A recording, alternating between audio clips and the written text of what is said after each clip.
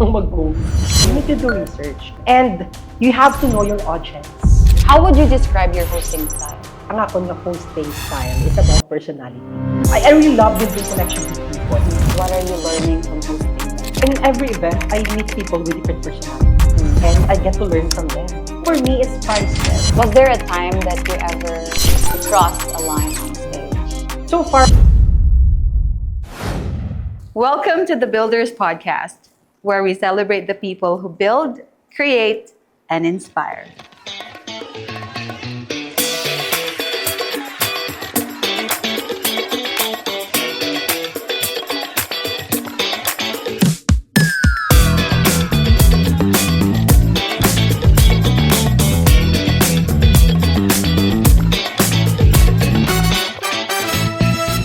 The Builders Podcast, presented by Buildmaster.ph. Real stories, real builders, real talk. I'm Charu, and in every episode, we sit down with builders from all walks of life.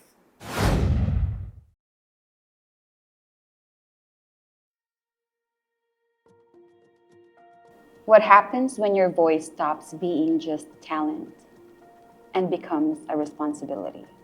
There comes a point when speaking is no longer just about confidence or skill, but about what you stand for, who you represent, and the weight your words carry when people are listening. Today's conversation is about voice, visibility, and the courage to show up fully, especially when silence would be easier. Today's guest is someone who had been trained in broadcasting, shaped by journalism, and sharpened by leadership. His voice has moved through media, corporate life, and now public service. Learning along the way that words don't just entertain, they influence, protect, and challenge. Beyond titles, he uses his platform to advocate for LGBTQIA+ rights, SOGI SC education, IPRA 997, and inclusivity, showing that visibility is not about being seen, but about being accountable. SOGI SC Ambassador 2024, Bugal Ambassador 2024, and Miss Trans Global Philippines 2025 top finalist. He represents what it means to take up space with purpose. He carries stories that matter, stands as representation, and walks into spaces that demand courage before acceptance. Known today as Iloilo's fast-rising host, this is Denver Tahan Langit. hello, Mamu. And of course, before anything else, I would like to extend my elation and gratitude to Mamu and to Buildmaster, of course, for having me today. Yes, welcome to Thank the you so Builders much. Podcast. Thank you for being here. Thank you, maskin short notice, Yes. but you're able to accept our invitation. Oh, pero mas Salamat din. exciting na siya, Mamu. Mga on the spot. Impromptu. Yes. Okay. So, before ikaw nangin sa Denver, before people knew your name, before people bala recognized you as who you are today, before your confidence, before the microphone, before the jokes, where does Denver really come from? Well, before the microphone, before the confidence, and maybe before the spotlight. Wow. Yeah. Denver came from being a dreamer. You know, it was just my dream, Mamu, to have this kind of platform to inspire and to showcase my talent. You know, and I love everything that is happening to my life right now. You know, from looking back sa kung paano ko lang siya ginhandom, Yes. no, as a dreamer. So I'm so very happy. Yes, and to think that kabata pa sa imo, Ah. but you've already, you know, I mean, you're not there yet sa kung diin mo gusto, but I think that your path is paving your way sa kung diin man ikaw gusto nga maabot. Okay, but I know you personally because you worked with us here in the company, but I would just like to get to know you better. So tell me about what kind of kid were you growing up?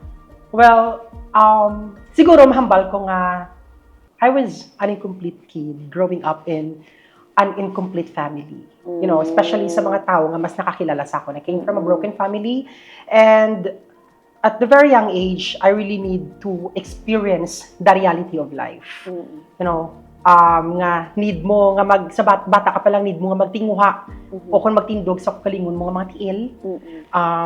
Kay si mama nag-work abroad, and then ang father ko lang din nabilin, pero medyo ang relationship ko sa father ko do medyo naglayo siya because nga may mga pagkukulang, pero wala ko man siya gin-hate siguro nga si Papa medyo naglulong sa sugal that time. Then si Mama naman nag-work sa abroad. Then ang challenges sa life nga na-experience ko. Pero after all, wala man ko may ginilulusulan sa tanan naman na experience ko. I'm still grateful for all those experiences who made me who I am today. Okay. And we can see that now. There was this absence, Dile, of your parents with you Yes. growing up. And ikaw ang subang. Ako ang subang. And then, you have a younger sister. yes, Mamu. And ang kid na balang galonging ka sang isa ka complete nga family na experience ko lang na siya siguro kinder 1 lang kwasta. Sa nakita ko nga complete ang family As far as you can remember. Oo. Grade 1. Kinder 1. Kinder 1. Yes, kay kinder 2 dito na doon nag-start ang struggle sa life. Nga kanagamat-amat na gid ang ila relationship na do hindi na okay. And so, did you think that you were forced to face the reality na Yes. kinahanglan mo mag-grow up? Kay parang wala ka choice. You need to be strong enough Yeah. para magpadayon sa life. Okay. But when you were that kid, isang bata ka pa, or when did you realize na medyo different si Denver? Oh. You know what, Mamo? I love that question. Kay may story ko da. Dito ko na siya na realize sang time na I love the fantaseries of Angel Locsin. Okay. And I love to dance sa mga songs ng Sex Bomb. Tapos, may time nang ginagtan ko self ko, kaya I feel like si Darna ako. Lupad ka. Yes, galupad, gid ko ya. Ay, sorry. Pero dito ko na-realize, mama ko, pero, as I grew up, hamba ko, hindi ako different. Hamba ko, I find myself nga talented, expressive, and unique. Okay. So, instead nga ginlanta ko ang self ko nga different from other kids, balang nga mga playmates ko. Wala. Parang hamba ko, dumay something sa akon nga may talent ako or expressive ako. Doon mo na siya pag-identify ko sa self ko that time. So it wasn't negative at all? Okay. And so because you mentioned absent imo mother and father because of what happened sa family, so who shaped you growing up? And sino nag-influence sa imo? I know that for others, medyo cliche gid man siyang balon, permit na ginahambal na syempre ang impact sang mother sa aton nga life. Iba different ang impact sang mother sa aton nga life. Si mama gyapon. Kay bisan layo si mama that time sang panagad ako, pero never niya ko gyapon gipabayaan. Like ara gyapon ang communication niya, ang iya nga pag-check sa akon, ang guidance niya ara gyapon. Bisan layo siya kay consistent gyapon ang communication sa akon. And then never aging pabatsyag sa akon nga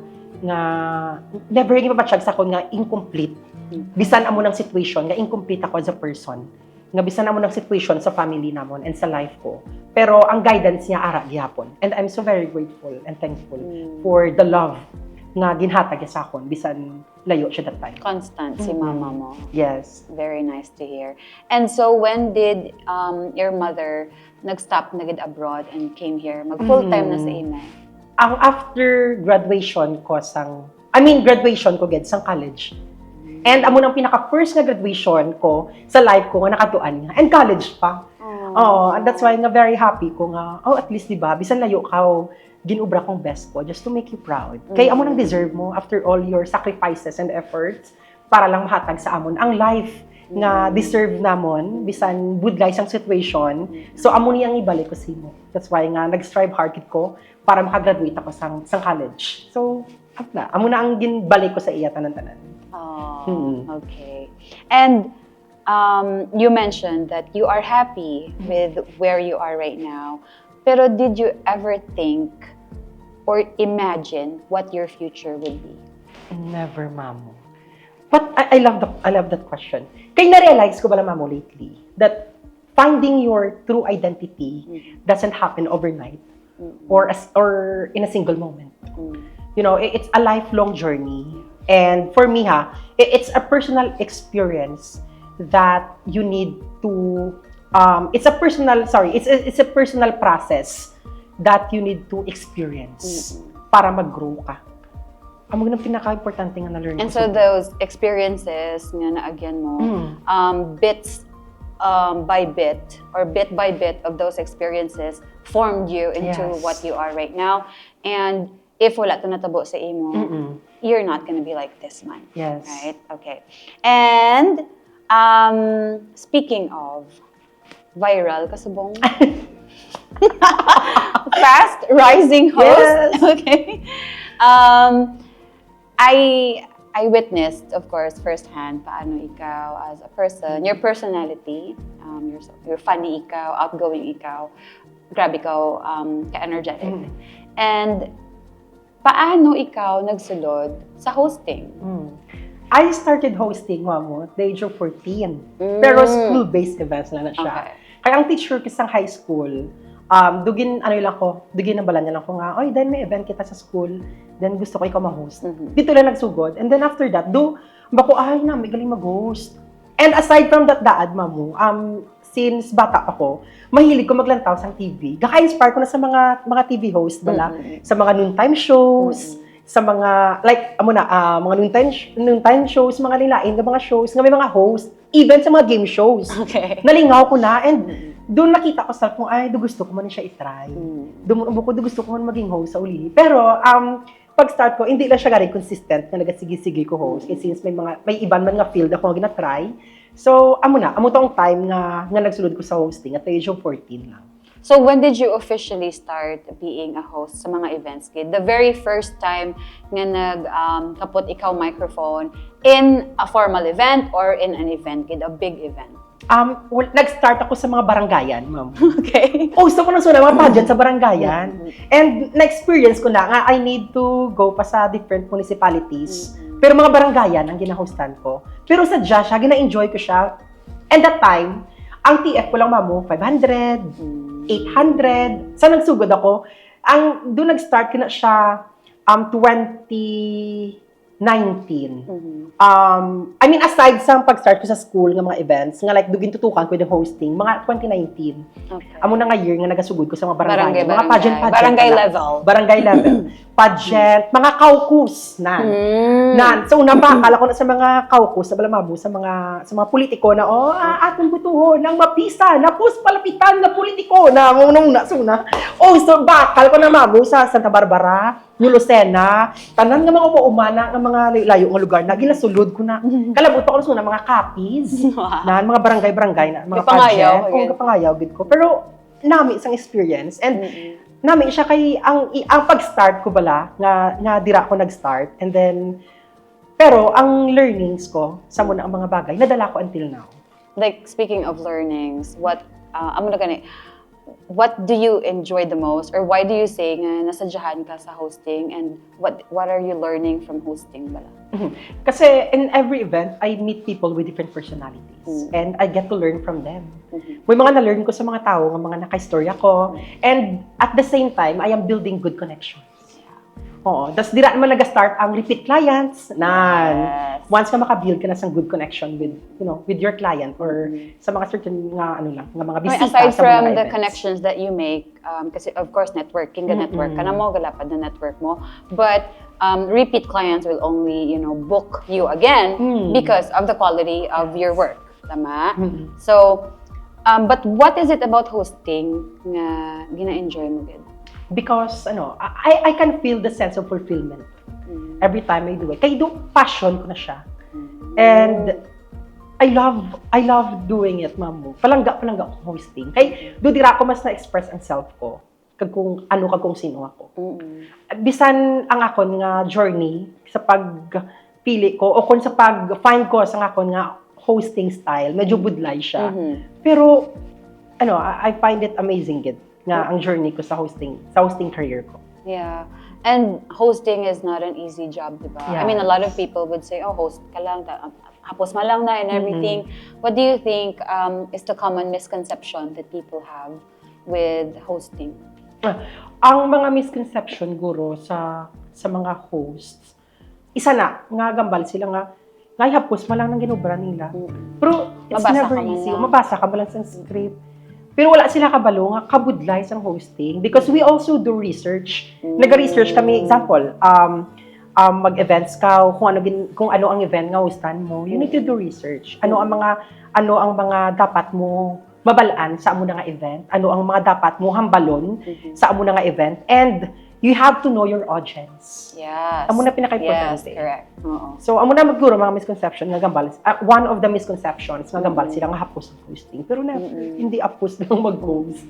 So you've hosted so many events already, but when did you realize nga, wow, I'm so good at this. Like, sagad-sagad, hindi ko mag-host. I mean, I'm gonna turn this into a career. Last year lang. Last year. Ang short story lang. Kasi mamo, last year, 2024, amo na ang year nga na-realize ko, nga kaya ko gali, kaya ko galing hosting. And then, before abi mamo, wala pa ko ng transition, I'm really having hard time nga pangitaon kung ano ako nga hosting style. Ang style ko sa hosting. That's why nga, one of my idols, isa sa gina-admire ko sa hosting industry, si Reyna Clamor. Ginpalapitan ko siya, then since nga siya man ang nag-help sa akin nga mabalik liwat sa hosting 2024. Gin-ask ko siya, mamo. Hamba ko paano mo na na-achieve ang muna nga level sa career mo. Gusto ko man na experience. Ang skill niya in hosting. Pero ang gin-advise sa akin, I just have to be myself. Hambalya, you don't need to be like me. Hambalya kay hindi daw na pwede nga nag-host ako, ang akon nga style is Reyna Clamor, pero ginagdala ko nga lang is Denver Tanlangit. And dito ko man na-realize nga amunin galing ako nga hosting style. Na ginbuligan naman ko kung paano ko makita ang akon nga hosting style. And then dito gin-embrace na ko gin-embrace na ko sang people. Yeah. Na may mga nanamian na sa akon nga style, and then that time also nabatyagan ko na, hindi ba ko magpaka-ipokrita, pero na-feel ko mamo nga damo nag-book sa ako, damo na nag-booking, bako, oh my god, damo ko nag-non-stop ng mga gigs ko, like everyday na siya. Every week may makaapat, makatatlo kong hosting. Oo, nagsigi-sige na siya, pero dasig siya mamo, super dasig. Sang 2024, sang pag-start sang 2024 dito, nga like do na-amaze naman ko, bako ay lang, bako bungga. May mga nag-book sa ako, tapos gamat-amat ng mga big stage na ginhostan ko. So ang TF gamat-amat nun sa ako. Oo, hasta nga namatsagan ko na mamo, nga ang TF ay bungga kay may offer na. Nagdako ng TF, nabatyagan ko nga, okay. There is something na sa hosting. Oo, na-realize ko nga, I love sang tao ang ako na style, which is personality ko lang gina-offer ko. Big thanks to Miss Reyna Clamor. Thank you. And Reyna Clamor also was the host sang wedding na kon and Papa. Yeah, I was there. Yeah. Really, ka namin gin mag-host. Wala ko nag-host nga siya ginkuha. Shout out, Miss Reyna Clamor, if you're watching. So, finding your voice or finding your hosting style wasn't easy, but thankfully there are people in the industry who were able to guide you and help you to achieve that. So, how would you describe your hosting style? Like what I mentioned, ang akong nga hosting style is about personality.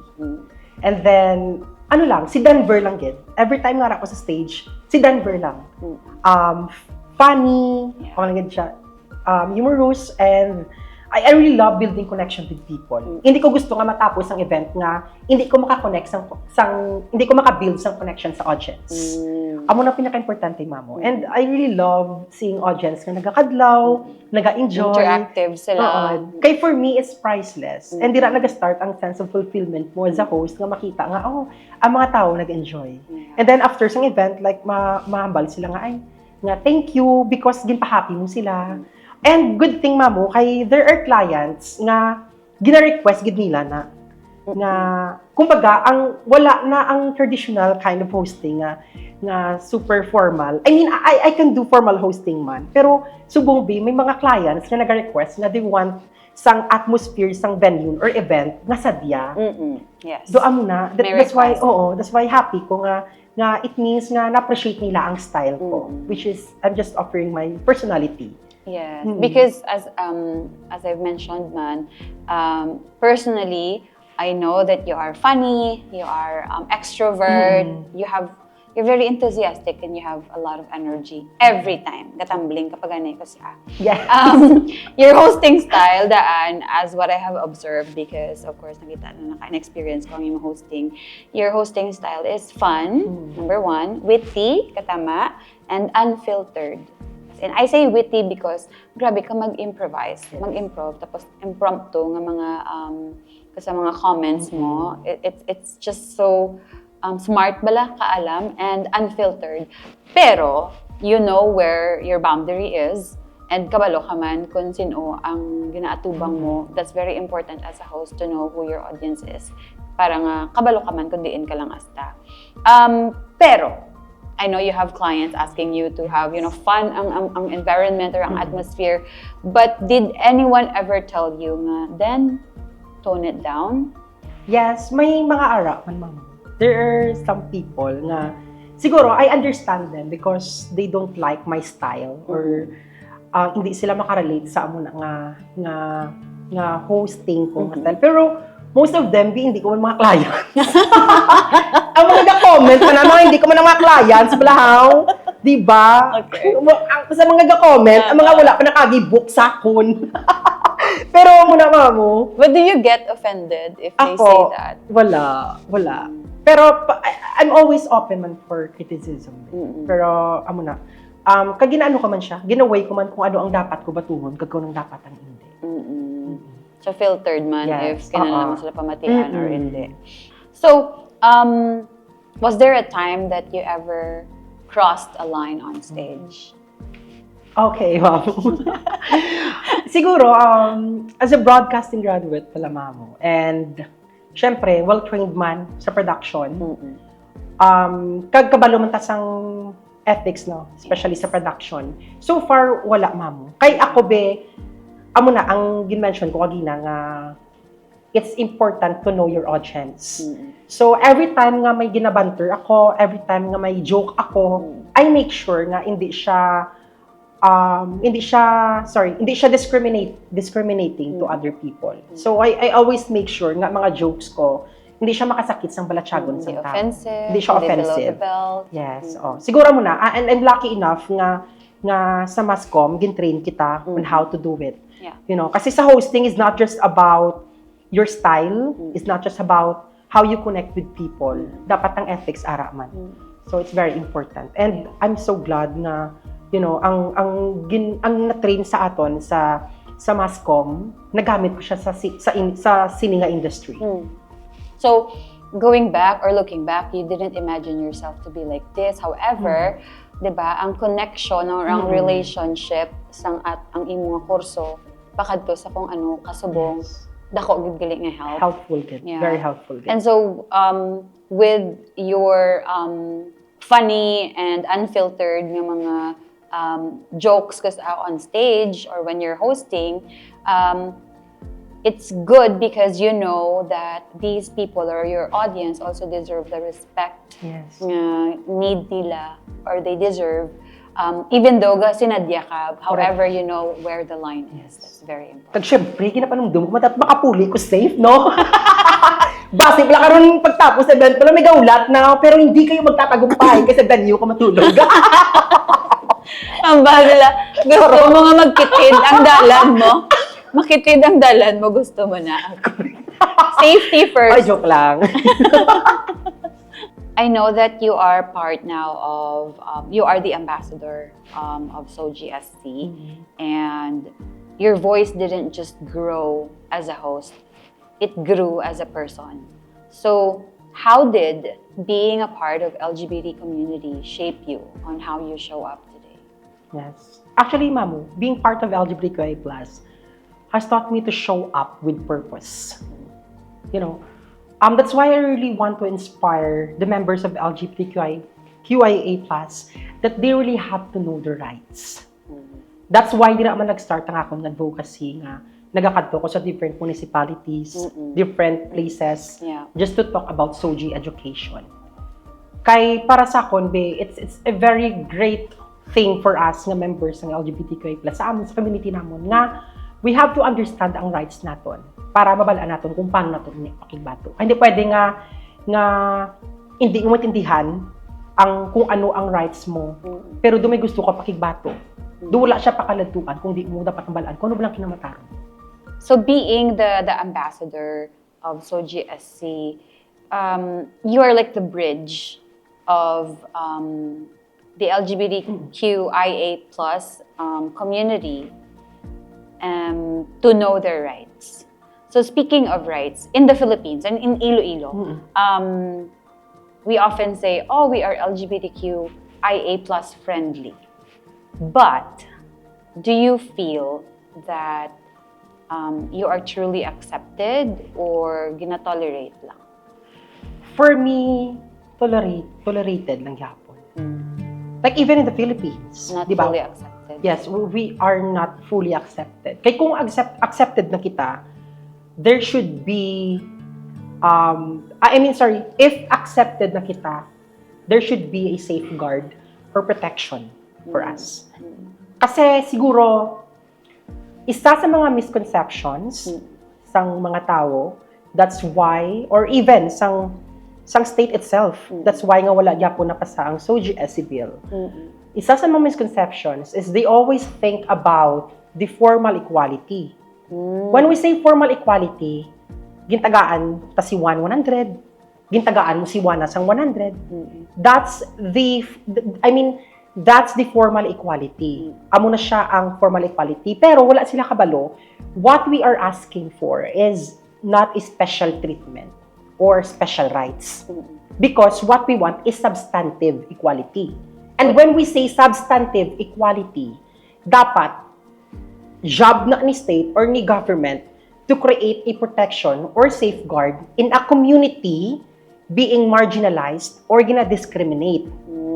Pero wala sila kabalo nga ang SOGI SC bill ginobra na siya for the rights of everyone and not to discriminate sang mga cisgender community or mga cisgender people. When we say cisgender, amo na ang mga straight man, straight woman. So amo na siya ang misconceptions. That's why siguro we are nag-struggle kita to let people realize nga ang SOGI education is not just for the LGBTQIA+. It's for everyone. Yeah. Because every one of us has a SOGI. So, amo na siya. Because a lot of people, I think, don't understand Yes. what SOGI SC is and what does it really look like, anong purpose, di ba? So, do you think it's kulang pa ang information, dissemination about SOGI SC? Yes. Kulang pa, ma'am. That's why nga may mga misconceptions pa because ang pagpati nila amo na mo nga kung magamba ka nga SOGI SC bill ay sa mga agi lang na, sa mga tumboy lang na, sa mga LGBT lang na. Pero wala sila kabalo nga it's for everyone. The purpose of it is as simply as a protection for those who are being Safeguard. discriminated. That's it. Sa gender mo, especially sa workplace. Kay actually gin-create ni siya sang 2000. Isa si late Senator Miriam Defensor Santiago ang nag-propose ng sininga bill, ang nag-write ng sininga bill. pa? Yes, 2000 pa. Imagine, this is the longest running pending bill sa history ng Philippines, ang SOGI SC. And you know what, Mamu? Sanggin propose ni late Senator Miriam Defensor Santiago, ang ano na siya protection na siya for employment.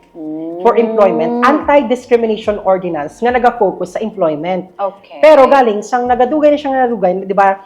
Nagpending man siya sa gihapon like sanggin buksan liwat ini ni sanggin open liwat ini ang ini nga bill ni Senator Rizal Ontiveros.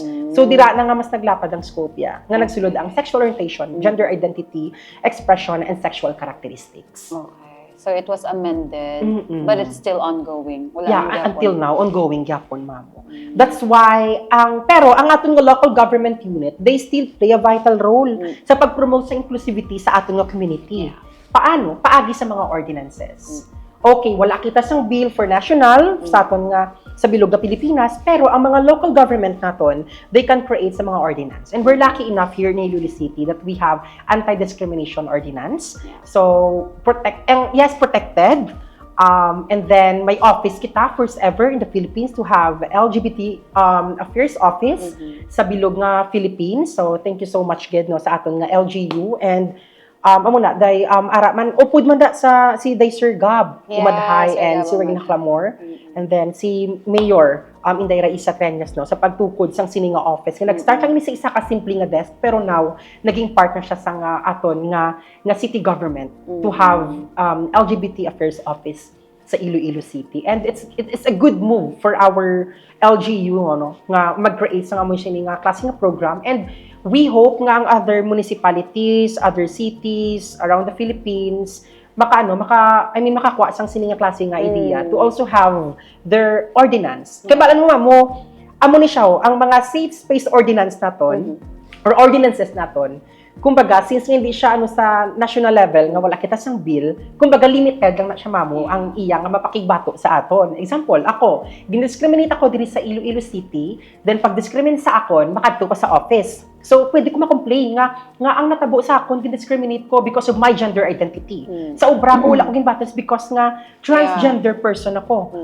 Pero, ma-assist ka sang city government. Pero, pag, example, lagad ko sa ka-municipality, dito ko discriminate. Then, wala ko sang palapitan if ang amusin na nga klase nga municipality, wala sang anti-discrimination ordinance. That's why, ang aton nga mga safe space ordinances, very important gid sa aton nga community. So it's limited to the city only. Hindi siya applicable sa Yes. iban.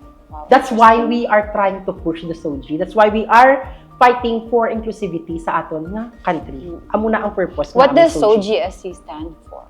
Sexual orientation. When we say sexual orientation, kung kasino ka attracted, regardless ng iyang gender identity. Amo na siya ang sexual orientation. Okay. Sexual orientation, gender identity. When we say gender identity, it's personal innate kung paano mo identify ang imo nga self. If cisgender male ka, cisgender female, and example ako, I identify myself as non-conforming transgender person. Kumbaga, magamba ka nga Non-conforming. gender identity, it's only you who can identify it. Sang imo nga SOGI, nga gender identity mo. And then next, expression. So, amo naman na siya, kumbaga, kung paano mo i-express ang self mo.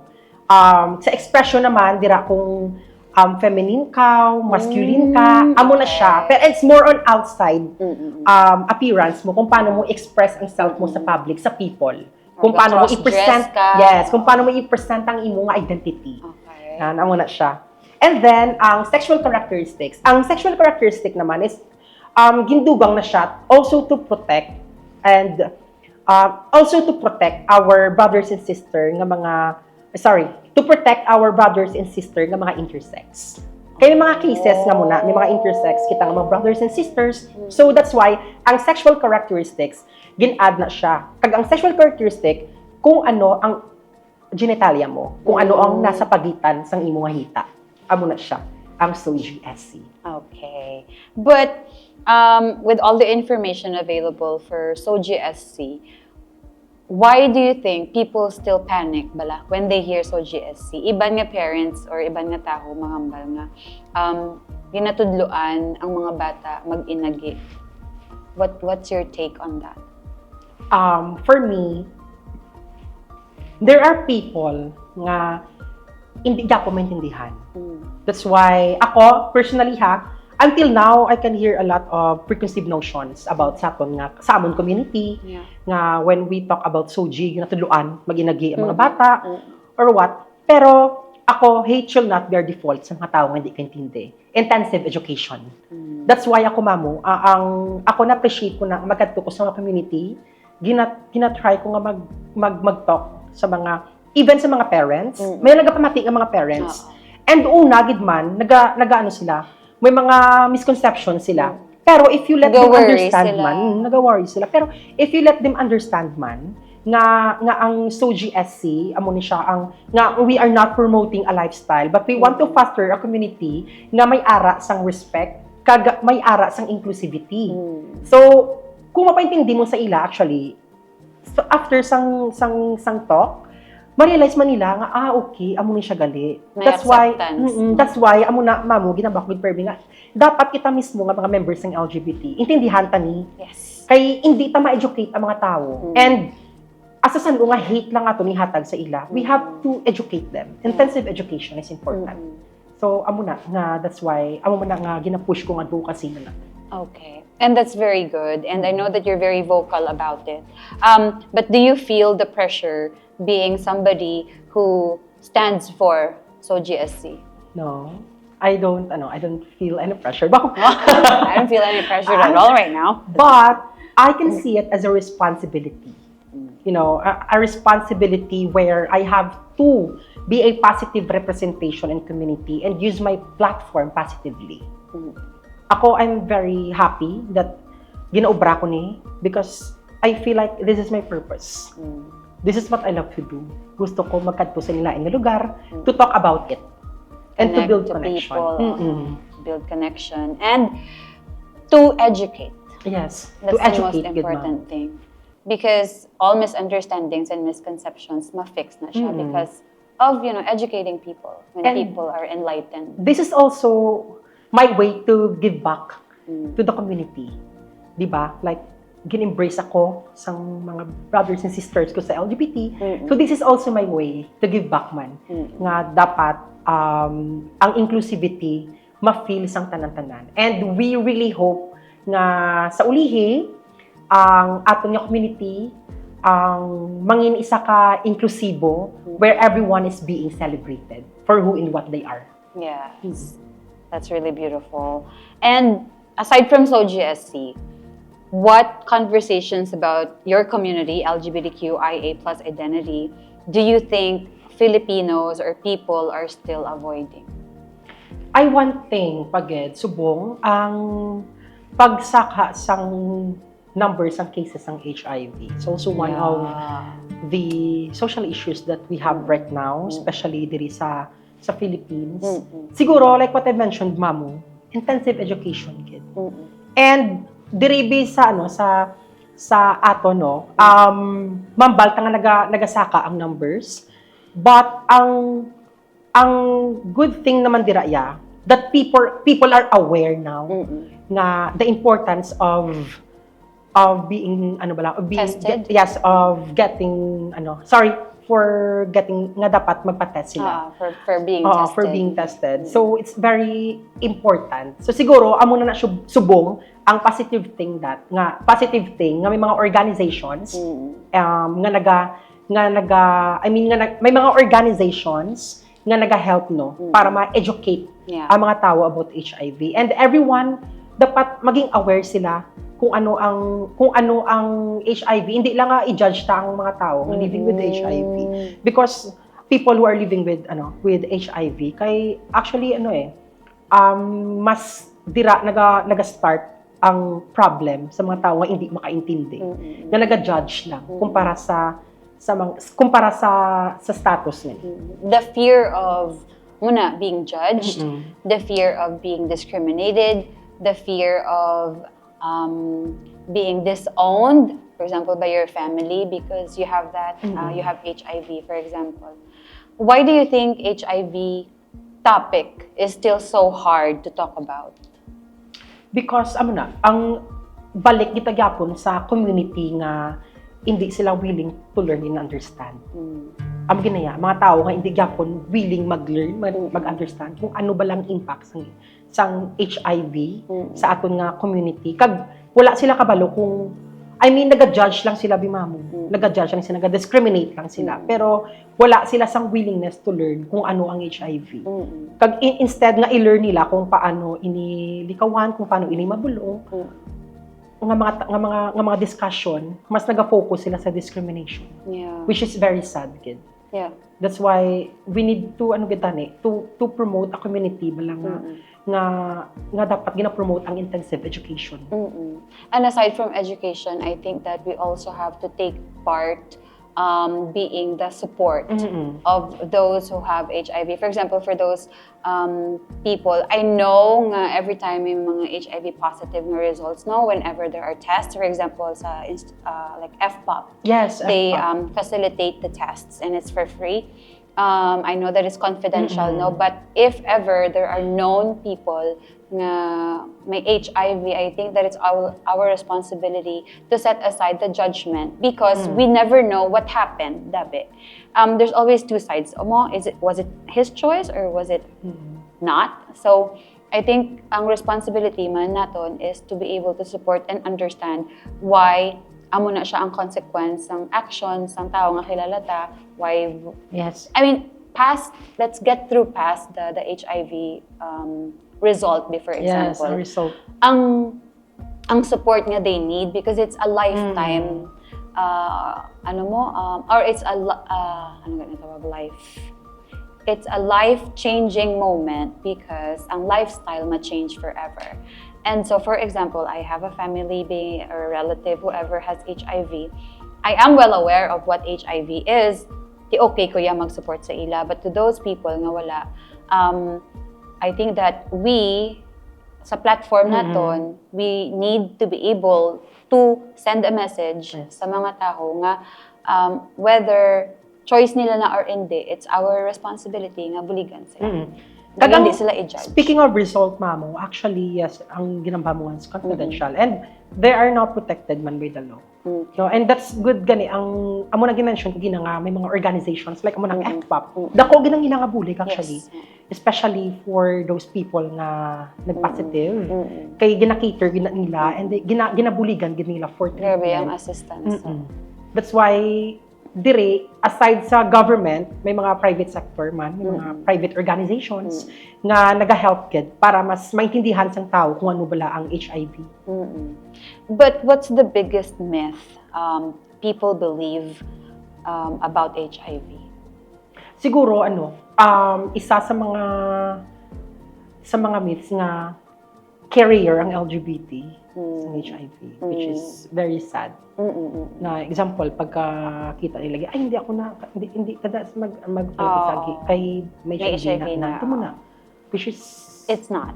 It's not. Because anybody can carry or can be a carrier. Yes. Hindi lang gid LGBTQI plus community member.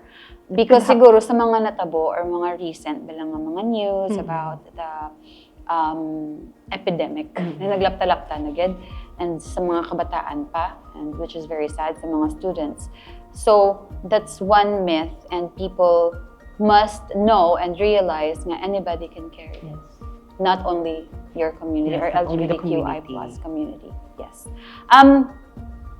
Even with these kinds of problems na gina-face ang imong community, no, sa LGBTQI plus community, not fully accepted by the community or by the other communities.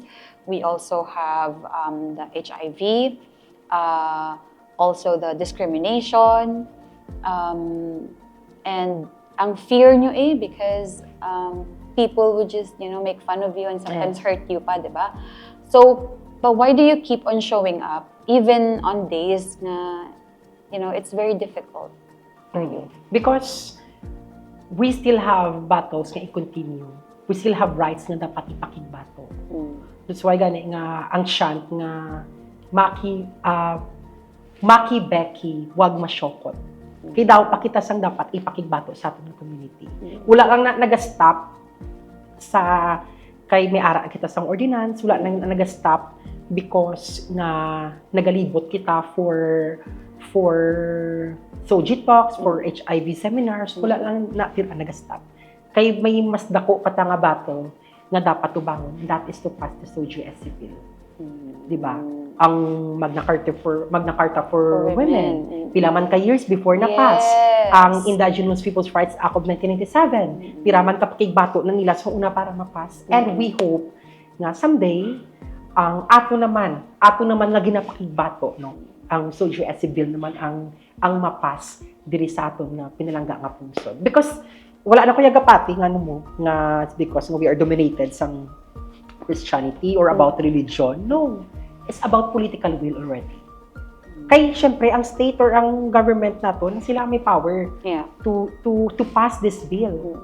Pero ang pinakasubo nga part is that nga hindi nila priority ang ini nga klase nga bagay or ang ini nga bill is not there or it's never their priority ang ini nga bill. That's why nga hindi gyapon mapasa. And amo ang pinakasubuta.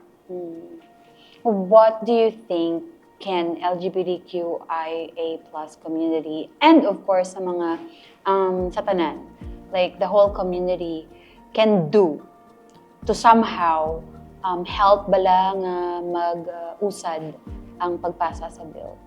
Ang pinaka the best mabrahon, they have to choose the right leaders. Leaders nga naga-fight for their rights. Kay example, mamo, ako sa mag-election, we make sure nga ang ini nga leader nga gin-vote namon is someone nga naga-support sa community without reservations. Yeah. Diba? Kay kung mag-vote kita sang tao nga, kung mag-vote kita sang leader nga naga-support for this bill, naga-support sa atong community, then it's very easy nga mapasani sa ulihi. That's why we need to choose some right leaders nga not just good sa track records, but also those leaders nga naga-support sa aton without reservations. Yes, 2 years na lang. Yes. 2028 is coming.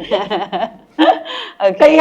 Kay mamo, may mga politiko dan nga do kahapos lang silang balon na we care for the LGBT, we care for that community. Yeah. Pero ano ginobra mo? Charot. 'Di ba? May gin-propose ka ordinance, may vocal ka sa pag-support sa bill. Nag-obra ka sang move para ma-discuss liwat ang bill nga what actions were taken sa Congress, sa Senate, no nga mapasa ini ang bill nga ni na-discuss ni bala ni kung tuod nga naga-support natunan bala in the first place. It's easy to say that they support, pero depende gyapon sa actions. That's why we have to support those leaders nga naga-support without reservations. And that the voters or mangin smart gid kita. Because people or politicians can promise everything, but we have also to be smart. Ma-research kita kung hambal-hambal lang ni bala or may unod gid man ang ginahambal niya. So it's also our responsibility to choose wisely. Yes. Okay. This coming 2028. Ay, lapit na lang. Chika. So, what does success mean to you right now compared when you were just starting out? Well, siguro mamo, for me ang definition ng success. Siguro success is subjective man for everyone. But for me, it's about the sense of fulfillment, about everything nga ginaobra mo or something nga you're capable of nga ginaobra mo. Just like me. Para sa akon, siguro ang success ko is ang growth and improvement ko compared before sang nagasugod ko, and now ang growth nga na consider ko na siya nga for me it's a simple success nga gina-embrace ko and gina-celebrate ko. And I'm just very proud, as your mamo. I'm very proud to see how you've grown professionally and personally. Thank you, ma'am. Personally, especially personally. Kasi mo nadumduman ko, bata-bata ka gid ya, dating magsunggot. And the witness mo gid na ma'am ang journey ko. Yes, and so I feel very proud that you're able to, surpass that season in your life, and right now nga kanami gid sang imong ginapadulungan. Pero never ko ginalipatan ang humility. Kay you will never be a successful person if wala sang humility sa heart. Yeah, exactly, correct. So I know that you use your voice and your platform to educate and to help your fellow LGBTQI+ community.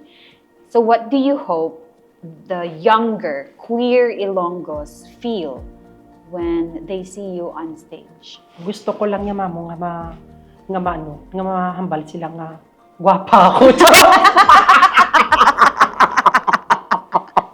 Charot lang, hindi. I want Let's give it na yeah.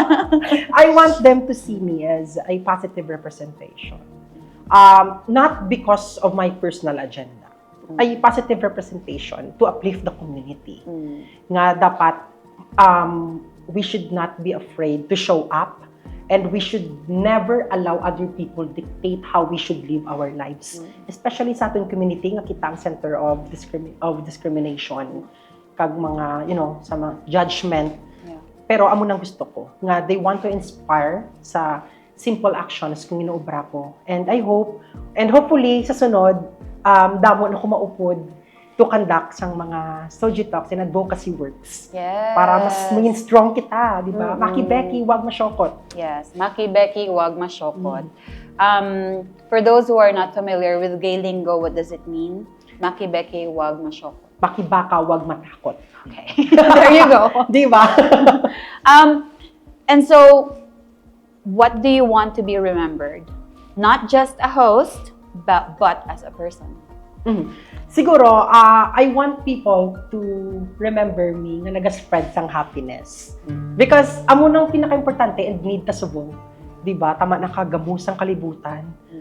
Kag damo-damo kita sang gina-face nga problems. And every time nga ako sa stage, so since amo man ang gina-offer ko, personality ko, and I want people nga maging happy. So amo na, gusto ko lang ma-remember sang tao nga, ay, nga bisan kagamusang kalibutan, may isa ka host nga nagapahappy sa ila. I would just like to share that for me, you are a ray of sunshine on a cloudy sky. Thank you, Mamo. Okay. Diba? Kaya bal nila gani, behind the clouds, may ano kano? May airplane. Rainbow! Charot! Ay, sorry. Yog. Okay. Welcome to the Hard Hat Zone. Woo! Oh my God, exciting. So, I will just throw you the questions. You need to answer fast. Ay, dapat fast. Whatever, or the first thing that comes to Okay. your mind. Okay? First answer, no explaining. Ha? Okay, ready? Ready? Charot! Ready! Game show. Game ka na ba? Go to go!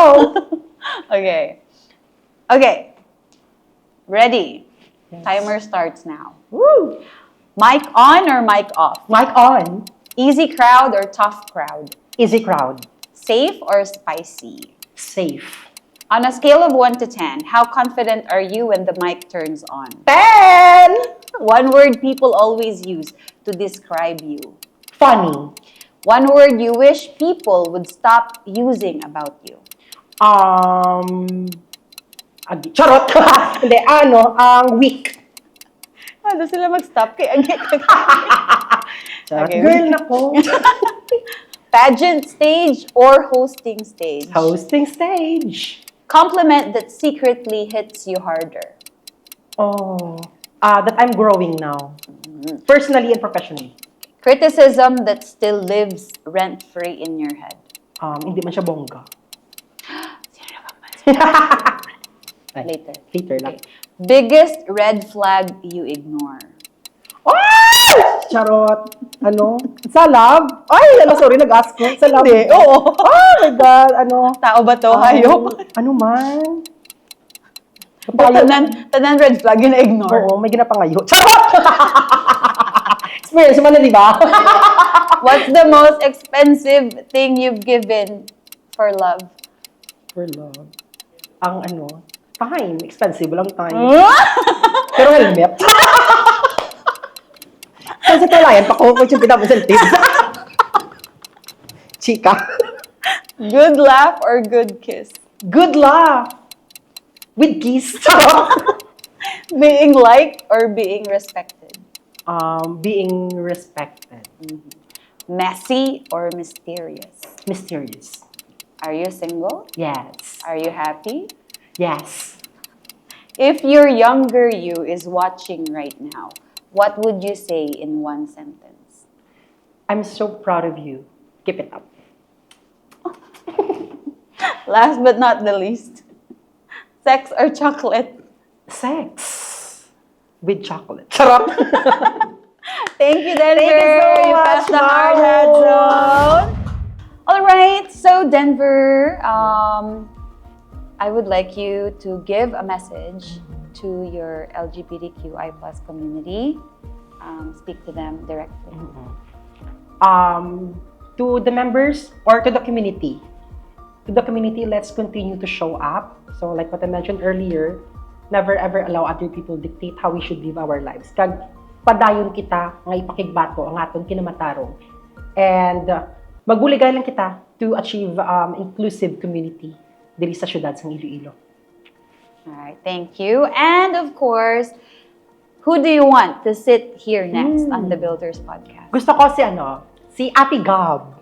Si Ate Gab. Yeah, Pastor Manager of Iloilo City. Sir Gab Umadhay. Ate Gab Umadhay. And if you have one question, what would you like to ask?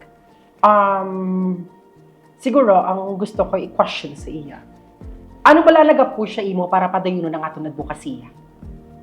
Okay, thank you. And then please invite them sa imong to follow you and to book you as a host. Hi everyone, again it's me, Denver Tanlangit, your Iloilo's Fast Rising host. And please follow me on my official Facebook account, Denver Tahanlangit, Instagram account, Denver Tahanlangit, TikTok account, Denver Tahanlangit.